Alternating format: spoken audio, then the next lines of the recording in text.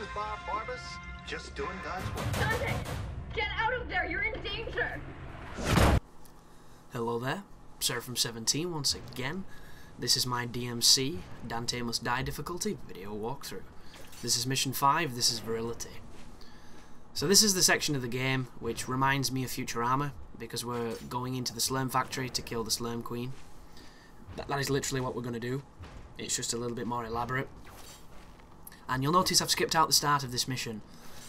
The reason I did that is, when you're walking around in human form, unless you're pulling things on enemies, I don't think it's warranted at all being put in a walkthrough. The reason I say that is, nobody needs help following an NPC while exposition is happening. And if they do, it kind of makes me wonder why they're playing on Dante Must Die mode, and how in fact they got to the difficulty, because you have to unlock it. But this sequence is a lot of platforming and a lot of fighting with enemies we've already pretty much beat up quite a lot. Luckily enough, if there's no witches and there's no dream runners, you're probably going to have a decent time. They're the only two enemies that definitely kill the flow of combat, and there's a part of me that wishes the dream runner guys couldn't counter. There's also a part of me that wishes they were bosses, because if they had a life bar and they were a boss, not only would it up the quota of bosses in the game, which this game severely needs, but it would also make sense for them to be such dickheads, because they're like fighting mini Vergils. The only difference is there's not a cutscene every time you knock them back. And if you beat the game, you'll understand what that means, but I've got to wait like 15 videos before I can complain about the last boss. And somebody left a comment on a previous video saying gamers will complain about anything, and I started that video by saying the game is great. I don't want to talk about the good things because, you know, there's a lot of them. There's a couple of bad things which I want to outline now, and he took that as complaining, which, you know, personally I look at it as critiquing, because complaining is saying that something is bad for the sake of it being bad. It's not saying it's bad because I believe it could be better. And when I say I believe it could be better, it could be better, because at the end of the day, there's no such thing as perfection, you know? And if you believe in perfection, you probably Cell from Dragon Ball Z, and if you are, please don't kill me. So this fight's interesting because it's going to have a Dream Runner. These are the Hell Knights, the elemental guys. I never have any trouble with anything that's red, and the reason is the demon arms have so much splash damage, they have so much damage, you know, capacity, that they make every encounter very simple. And you can kind of sleep on enemies when you have these weapons, because the Arbiter, I don't understand why you get the Arbiter first. I really don't. What the hell am I doing? So I'm trying to get the Demon Dodge bonus so that I can boost the style rating and get rid of some of these enemies quicker. But they're not attacking, because the aggression on this game is off. The AI is not programmed right at all for this difficulty. I could do a comparison, but the only problem is they come off looking extremely negative, and I don't want to do that, because I like this game a lot. I really do. I don't think it's anywhere near as good as the previous Devilmaycrys, but that's because I play these games for combat, and the combat in this game is watered down significantly. But that is not a bad thing universally, because I think that this is the best thing the series could have done to get more views, to get more exposure, and to get more people playing. The only problem with that perspective is that completely murders what I love about the game. But I also realise I'm not the only people playing these games. I'm not, you know, the audience that Capcom necessarily wants. I'm just the audience that ends up getting hurt when they, you know, they simplify proceedings. And I've played a lot of games, and a lot of games have done this, and it's getting to the point where you just have to kind of accept it and you know, have your faith in enjoying it anyway. You know, go into it open-minded and let the fun find you. And if you don't enjoy it, you know, don't play it. The cool thing about this series, to me personally, is if there's something particular that I want, I can go and play one of the games and get that satisfaction. And this new one gives me a different kind of... Oh, that was lucky. So one way to fight the butchers is from a distance. You can knock back all of his projectiles. They're all pretty easy except for the horizontal low one, because that has a spread on it, and if you're too close, the circular saws are too close together to get the full knockback. And I would also recommend jumping over the horizontal low attack, because if you demon dodge, your demon dodge has to be spot on, because if it isn't, you're going to get hit by the residual effect of the weapon. This is the Dream Runner, this is the grenade guy fucking up the Dream Runner. I love these little grenade guys, I should have kept him alive. But my technique for our dream weaving friend here is literally kill everyone in the room and then focus on him. Keep your distance so that he does the teleport. When he does the Mr. Stallone is trying to tell you that when he does the teleport attack, you have to get the demon dodge off of it and then punish him. Which is what I just did then. Knock him into the air, do a bit of comboing or whatever you want to do. Then get out of there. That move there, when he rears back both the blades and starts to glow white, he's going to do the equivalent of a flash stinger, essentially. He'll go extremely fast and he'll walk past you doing massive damage if he hits. But that's what we want, the teleport. Then if you time the teleport, you'll get the demon dodge bonus, like that. Jump into the air, fire the projectile, knock him into the air, and then follow up with whatever you want. Seems to be the most damage I've got. Every fight with this enemy is different, so the strategies that I can give are... be careful if you ever see that there that you just saw. That means he's going to parry.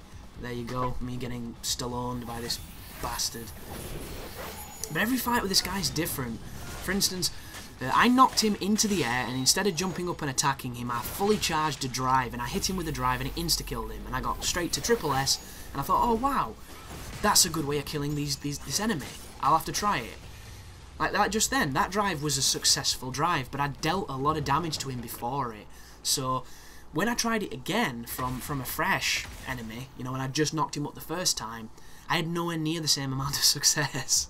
So as it stands, I don't know of a spot-on way of killing them, and I'm hoping that the way I'm doing now isn't the universal way that everybody agrees is the best way to fight them. I'm hoping that there's some counter you can do, like a really well-timed parry that stuns him, that completely shuts him down, and as soon as you learn the timing, that enemy is redundant and easy. I'm hoping for that, but I don't know. There's not a lot of... I'm not going to say high-quality footage on YouTube because I think that's insulting. There's not a lot of high-skill level player footage on YouTube. And what I mean by that is I mean the players that you watch that don't get hit, that keep the style rating at the top, you know, for the entire level, and just do things that are so creative and ridiculous that you can't help but just be amazed. There's no players like that uploading footage yet. And it's you know, at this moment in time, I hate that so much. Did you see what was happening there, guys? There's no invisible ledges on this game, so you can actively run off the fucking edge. And don't get me wrong, I understand it, because how annoying is it in that game when you're trying to just walk off a tiny ledge and the invisible wall won't let you, so you have to jump, and when you do jump, you miss the ledge you wanted, and all that kind of bullshit. But at the same time, in a Devilmaycry, I've never had to worry about running off of edges all that much in fights, unless there's a specific area, and it generally involves lava. But on this game, and one of the things I don't like the most is there's a lot of sequences that are intentionally there to environmentally damage you and to make the fight less about the finesse and the, you know, the flexibility of the combat, sorry, and more about situational awareness. And I think situational awareness is a great thing, and it definitely adds complexity to some of the encounters, but you know when you're getting knocked back by a cheap attack and it knocks you off the edge, so you take double damage because you take fall, you take, like, you know, fucking fall to your death damage, which I don't understand at all. I think Castlevania Lord of Shadows did that well, and that game did very little well, in my opinion, but that was one of the things it did really well. But that is the rage, you know, earning his name when his partner dies. They go into crazy mode. And that spin attack, I'm almost guaranteed right now that you can parry it, and if you do, it's going to open them up to take some severe damage. But I've not really experimented too much with the parrying just yet. That's something I'm going to definitely finesse, because once I finish the guide, I'm going to be in no rush to make more videos for Devilmaycry, but I am probably going to try and triple S Dante Must Die difficulty, because it's more than possible, and I want to get a lot of enjoyment out of this game if I can. The only thing that, you know, kind of irks me at the moment, which I'm going to have to try and perform better with, is I've died on levels and still got the triple S, SS on every stat, which worries me because it used to mean something. And you know, when I did a level with no damage and I didn't get a no damage bonus, that kind of tells you that, you know, the scoring system's changing, and the scoring system's changing definitely for the worse. But I'm also happy that there's no damage category, because the one thing that made Devilmaycry 3 so difficult for me personally is I've never been the player that does things no hurt, no damage. I've never been that guy. I'm too clumsy, I'm too impatient, and I'm too lazy. Sometimes I have my moments, and if I really, really try, I can do it, but that's not fun to me. You know, constantly retrying when you make one silly mistake in the middle of a 10-minute fight. I know that's what separates, you know, the good players from the great players, but it's not my idea of a good time. And there's a streamer on Dark Souls, bringing it back to a topic that some people might relate to. It's called the Urban Orb, and he's done some fantastic playthroughs of the Souls series, and when he does them right. I mean, you know, when he does a playthrough, he wants to get his money worth, and he certainly does. And if you're not familiar with Urban, I think he's from Germany. I know he's from Europe. He seems like a nice, pleasant guy. He streams in good quality, and he generally does challenge runs. And if you're curious to the type of challenge runs that he does, I'm not completely 100% sure of all the restrictions, so if I misquote it, I do apologise, but you'll get the idea when I start telling you the type of things. So for Demon Souls, he did a New Game Plus 7, which is the hardest the game gets when it comes to scaling, Soul Level 1, Pure Black World Tendency playthrough, and he didn't use a shield to block, he only used the shield to parry, so it was all evading and parrying. And if you've ever parried on Demon Souls, it's a lot harder than Dark Souls because it's a lot tighter and the attacks are much faster. So anybody who doesn't, you know, immediately go, Jesus Christ, that sounds insane, hasn't played Demon Souls. Because it's nuts. And he did one on Dark Souls where he was Soul Level 1, he was wearing the Dusk Crown, I think it was New Game Plus, no shield, no pyromancy, all that kind of stuff. And essentially everything could one-shot him. Every single enemy on the game, every single attack, everything could one-shot him. And he beat the entire game, including DLC. And it was insane to watch, and I watched him do it because he was doing the DLC when I bought the PC version, because that's what he was doing. And it took him ages to do it, but the guy's patience and, you know, just persistence, perseverance, unbelievable, absolutely unbelievable. And there's a part of me that goes, I'd love to try that, because the prospect of that level of challenge is amazing to me, and it's something that really excites me. But then I realise I make a lot of silly mistakes, and after every mistake you're going back to a bonfire to have to run back through all the enemies when you can potentially make another silly mistake. And that's when my patience starts to go, yeah, I think I'll turn this off and, you know, go outside. Because I just can't do it anymore. That's one of the things I hate the most about checkpoints. You know, bad checkpoints can make me turn a game off because my patience is not what it used to be. Like, games that take checkpoints out to make difficulty, you know, Dead Space 2 Hardcore. If it wasn't for the fact I love Dead Space and I love the combat of Dead Space and you know, those games are sublime, I would have never done that. And I know that for a fact, because a game that's nowhere near the same quality of Dead Space and nowhere near like what Dead Space is Alien vs Predator. And its hardest difficulty, remove the checkpoints. And you know what happened, guys? I did not finish that game. Just didn't do it. because I realised this game's not that great, this difficulty sucks dick, this no checkpoint thing kinda blows, and never had any urge to play it again. And it's sitting on my shelf, like 5 yards to my left. 200G of achievements with 800 more I could potentially get if I could be arsed, and I just can't. But this is a tough fight, this. It's tougher though on Sons of Sparda than it is on this, I think. And I don't know why, I just had a harder time with it. Did it first time on Dante Must Die. And it's difficult because you'll notice that the fat things that are leaking slurm, if you stand in it, you'll take damage, but that's not the bad thing. And this is where Capcom and Ninja Theory differ, because if Capcom had done this, Capcom would have done it better.